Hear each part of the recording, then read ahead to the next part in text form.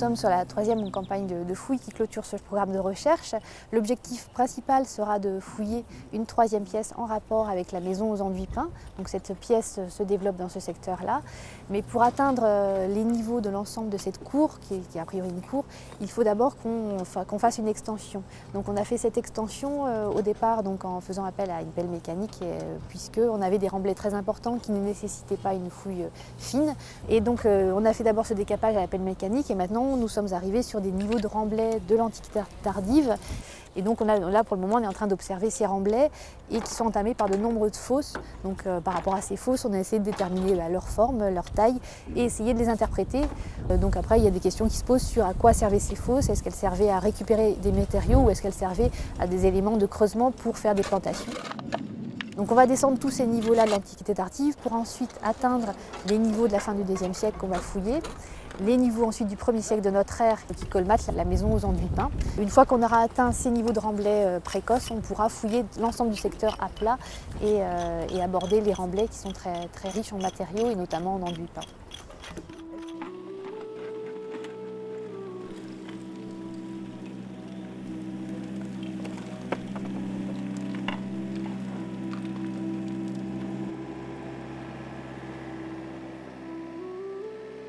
Là, comme c'est vraiment la dernière campagne, on aimerait mieux comprendre la façon dont se sont superposés les différents états.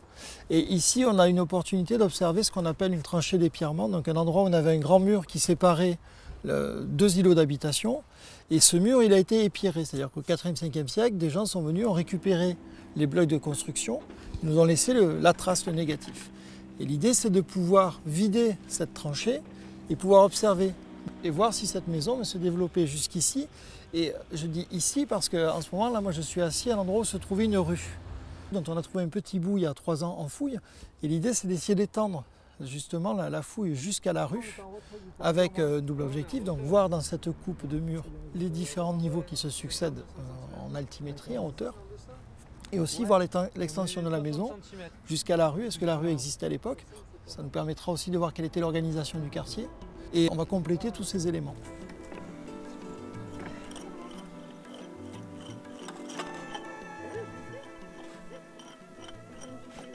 On a affaire à un chapiteau en calcaire, qui est un chapiteau de style corinthien, c'est-à-dire qu'il y a des feuilles d'acanthe et des petites volutes. Et ce chapiteau, on l'a retrouvé juste en face de ce qu'on appelle un striclium d'été, c'est-à-dire une salle à manger d'été qu'on avait déjà dégagée en 2013, qui est aujourd'hui recouverte de sable. Pour le moment, on pense qu'on a probablement une petite colonnade avec ces chapiteaux qui ouvraient vraisemblablement sur un jardin en arrière. Donc la poursuite de la fouille va nous permettre de valider ou d'invalider cette hypothèse.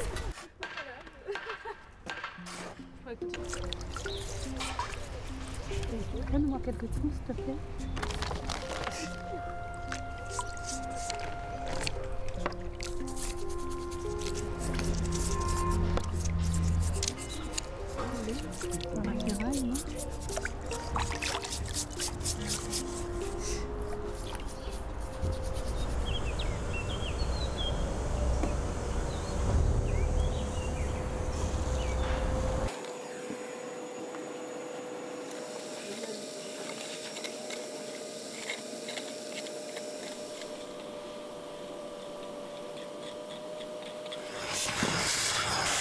En fouillant les remblais qui comblent cette pièce, on s'est aperçu qu'on avait des plaques de peinture qui apparaissaient et il se trouve que ces plaques sont assez grandes, sont en connexion, donc correspondent à un effondrement en place, c'est-à-dire au décor qui vient bien de cette pièce, qui est tombé, qui s'est brisé en tombant et qui est resté en place depuis. Donc on a les éléments de plafond et les éléments du décor de mur avec déjà des plaques assez importantes et un décor qui est encore probablement assez riche puisqu'on a toujours affaire à du rouge vermillon sur lequel on aperçoit sans doute d'ores et déjà un personnage qui est encore à l'état de terrain, donc pas nettoyé et qui restera identifié, mais d'emblée avec cet effondrement en place, des chances d'avoir une recomposition d'une partie du décor, cette fois d'un ensemble qui est probablement daté du 2e siècle après Jésus-Christ. Donc c'est assez intéressant pour nous aussi et à l'échelle du site en plus ça permettra de suivre une évolution stylistique sur un même site de la maison du 1er avant jusqu'à la maison du 2e après.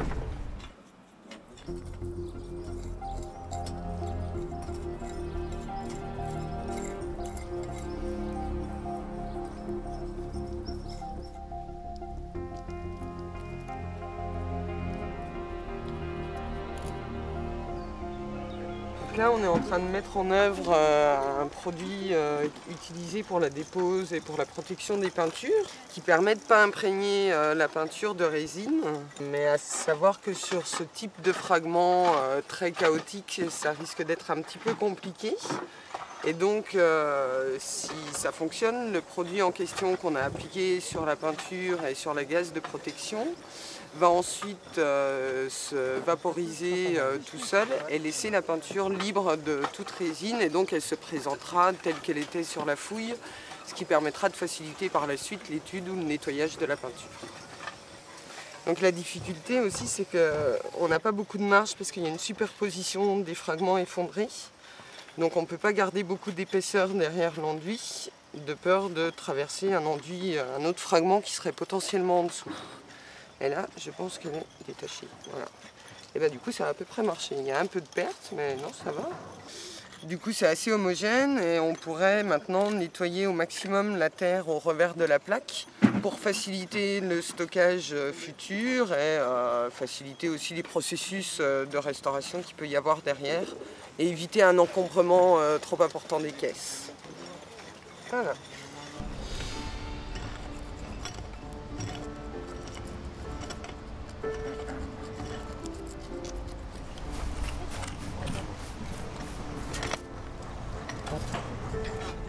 Il faut d'abord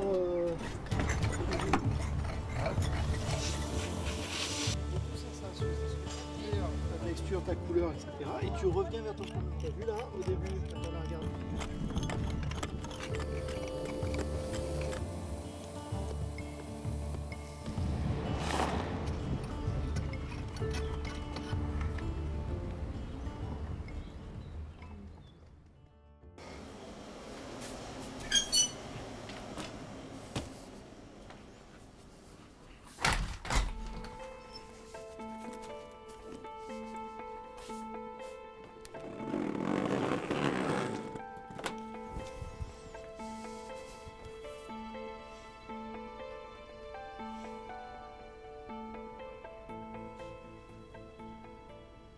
On est sur un ensemble qui provient cette fois de la maison du IIe siècle après Jésus-Christ. Donc on est dans des pièces qui sont voisines de la grande pièce à la mosaïque de Laïon. Donc par exemple sur cette première plaque ici, on va avoir au centre des panneaux un grand personnage qu'on a eu la chance d'avoir ici complet, à l'exception de quelques boucles de cheveux peut-être.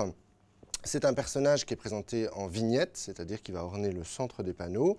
Et ici, il est figuré sur une sorte de tablette en perspective qui évoque une ligne de sol en fait pour que le personnage soit pas flottant, pour qu'on ait bien l'impression qu'il soit reposé sur quelque chose. Et on a un personnage d'une cinquantaine de centimètres de hauteur, qui est un personnage figuré en toge, avec les sandales qui sont bien dessinées ici. Et dans la main, on a pu percevoir un élément circulaire qui est représenté, qui doit sans doute correspondre à ce qu'on appelle un volumen, c'est-à-dire un rouleau de texte en fait.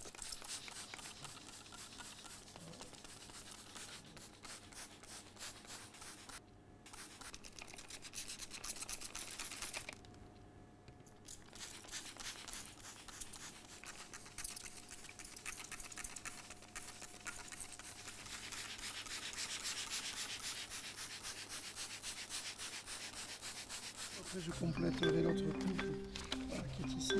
C'est l'espèce d'ISO là-bas. Et je fais la sur 1013. Sur 1174, pardon. Qui partira, tu vois, de là. En dehors de la tranchée. Oui.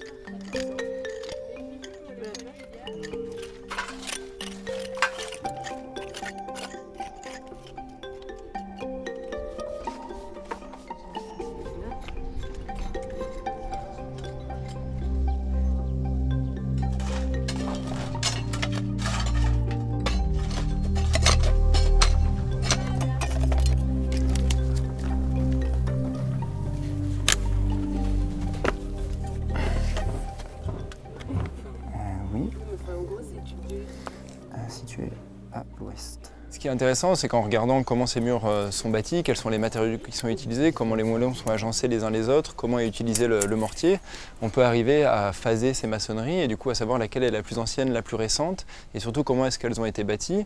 La question était pour le mur en arrière de savoir comment est-ce qu'il avait été édifié, est-ce qu'il avait été édifié dans une tranchée étroite ou alors dans une tranchée large, et en regardant vraiment son organisation, on se rend compte qu'en fait il a été édifié au moment où cette maison plus ancienne a été abandonnée. Les ouvriers ont travaillé sur les sols de la maison abandonnée pour édifier les murs de la maison d'après. Et puis on a ensuite remblayé toute cette maison abandonnée pour rehausser l'intégralité sans doute du secteur et construire de nouvelles maisons. En tout cas, installer les sols de la nouvelle maison. Donc ce qui est vraiment très intéressant ici à Arles, c'est que ces techniques de construction en maçonnerie avec des moellons et du mortier qui sont typiquement romaines, italiennes, elles apparaissent très précocement. C'est presque les murs maçonnés les plus anciens qu'on connaisse en Gaule. Et donc ça pose la question du statut de cet édifice. Pourquoi est-ce qu'on construit aussi bien 30 ans avant tout le reste de la Gaule?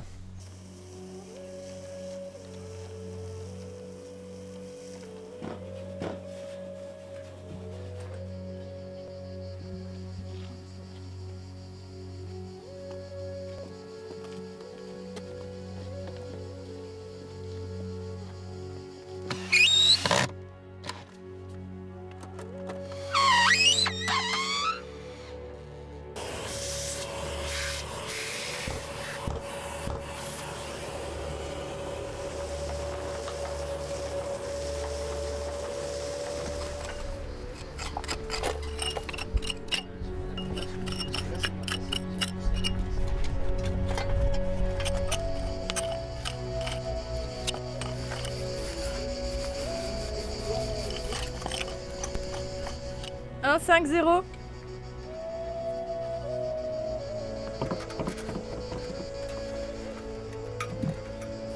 Oui.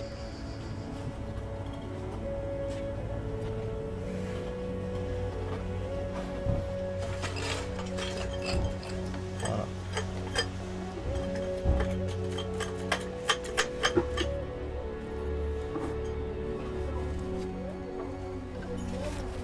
Voilà.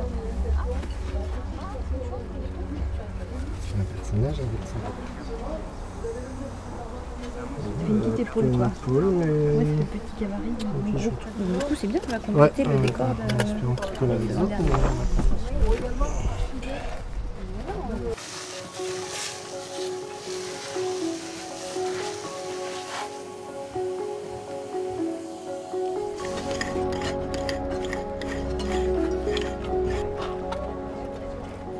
Là, on vient d'atteindre un nouveau niveau qui correspond à justement une couche de destruction assez homogène. On a des fragments de tuiles et d'enduit peint. Donc du coup, là je fais un croquis schématique pour évoquer la chose et pour pouvoir prendre les références altimétriques et également faire la description de ce qu'on est en train de dégager.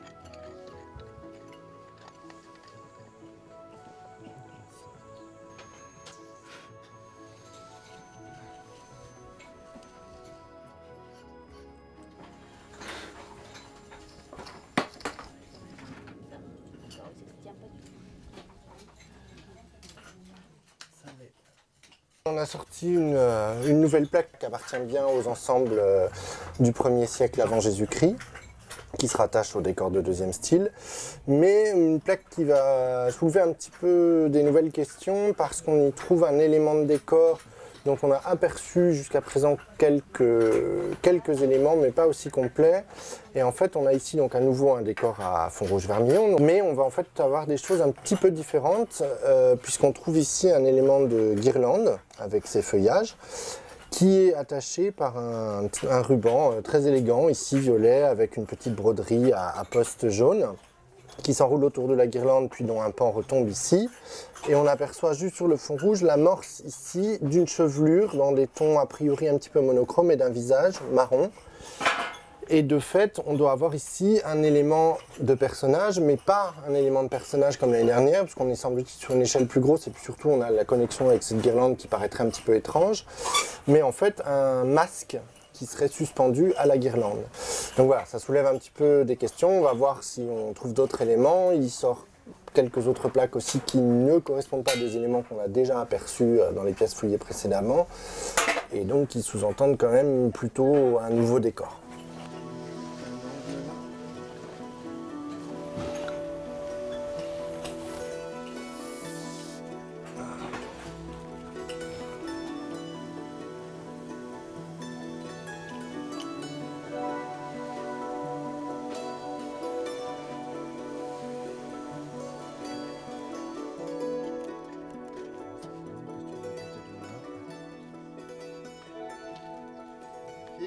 Ah, super. Visage.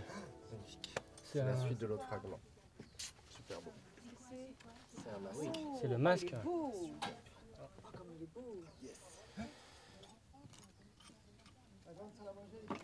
Tu ramènes la caisse au bain après?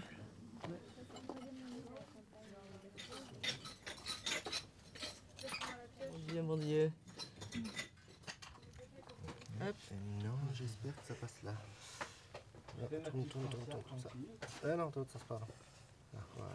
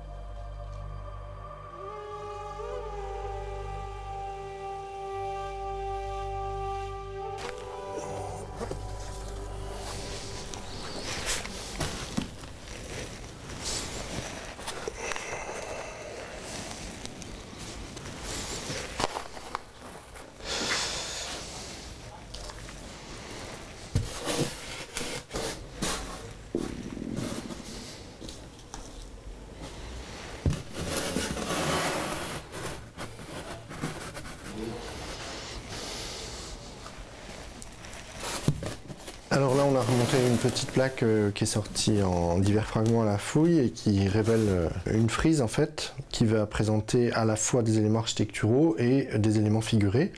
On trouve ici ce fond rouge qui marquerait bien l'amorce des panneaux de zone médiane, donc en fond rouge vermillon. Et on a une petite frise ici qui est délimitée par ces deux rangs de filets en dégradé sur fond blanc, ici et ici, qui correspondent à des moulures fictives, donc l'évocation d'une corniche et de sa petite mouluration. Et entre les deux, cette bande violette, avec cet élément qui est important ici, courbe et jaune, qui correspond à des consoles. En fait, ce sont des petites consoles qui reposent sur la corniche inférieure et qui vont porter la corniche supérieure. Et entre chaque console, dont on a une entière et l'amorce d'une autre ici, on va avoir un motif qui est présent sur le fond. Ici, manifestement, un masque, probablement un masque de théâtre avec un air très figé, mais une assez belle représentation, c'est assez fin, un éclairage violent sur la droite. Et puis ici, un casque dont on voit bien l'amorce, le traitement en métal doré ici avec les éclairages, et même le cimier, donc le plumeau qui est à l'arrière ici, qui redescend en rouge. Ce qui est intéressant, c'est que c'est une petite frise dont on a vu passer peu d'éléments sur les années précédentes, donc sur les deux pièces fouillées, on en a vu passer un seul élément avec une petite console en S. Et donc, c'est peut-être des éléments d'un autre décor provenant d'une pièce qu'on n'a pas encore abordée en fouille. En tout cas, c'est une nouvelle fois un décor de très belle qualité, bien marqué deuxième style, et qui dénote une richesse évidente.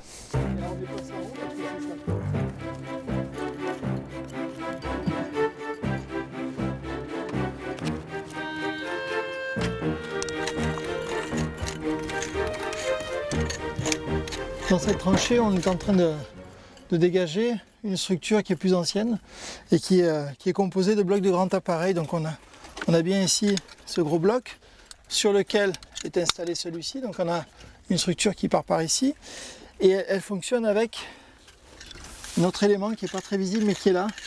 Donc on a un alignement de blocs de grand appareil. Donc les deux doivent être au contact. Donc ça suit toute la tranchée et ça a l'air d'être un mouvement symétrique à un autre mur qu'on a observé en coupe et qui pareil traversait notre tranchée depuis le sud vers le nord. Donc a priori c'est le même bâtiment, donc ça va nous aider à raisonner sur sa structure, sur son plan, peut-être nous aider à éventuellement l'identifier, même si on ne pourra l'observer que vu du dessus, là, on est dans le mur et dans les coupes. Et ce type de construction, normalement ça n'appartient pas à la construction privée. C'est plutôt dans le domaine public. Et sur le côté d'un des blocs, on a la trace d'un trou de pince. Donc c'est un trou qui était destiné à attraper cet élément pour le lever avec une grue et le mettre en place sur le mur. Et ces trous de pince semblent correspondre à une période plus ancienne, à des monuments publics qui remonteraient plutôt justement à l'époque de notre maison, au moins avant 30 avant Jésus-Christ.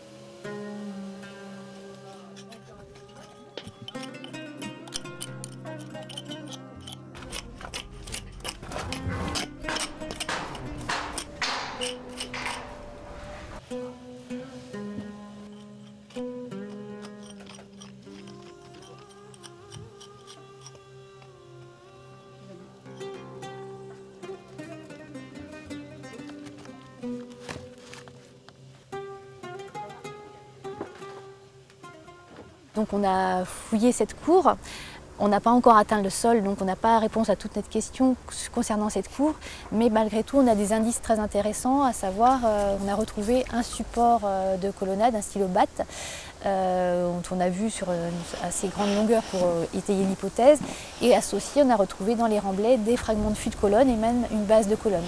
Donc là on conclut qu'on a vraiment une cour avec une galerie interne et cette colonnade. Et donc la surprise de l'avant-dernier jour de fouilles, ça a été de trouver un puits donc, qui est probablement situé au centre de la pièce. Donc pour le moment on a dégagé juste la margelle en surface, donc on ne connaît pas encore son installation. Pour le savoir, il faudrait poursuivre la fouille et il faudrait que l'an prochain on réponde à ces questions. Et donc on a déjà accumulé un lot extraordinaire de matériel, notamment certes le matériel céramique, mais évidemment les enduits peints. On a déjà 1 millier de caisses de fragments d'enduits peints. Eux-mêmes ils restent en attente puisqu'on ne peut pas faire le puzzle tant qu'on n'a pas toutes les pièces. Donc on sait qu'avant de continuer des recherches, de toute façon, il faut exploiter toutes ces zones-là et voir déjà ce que le site nous a révélé.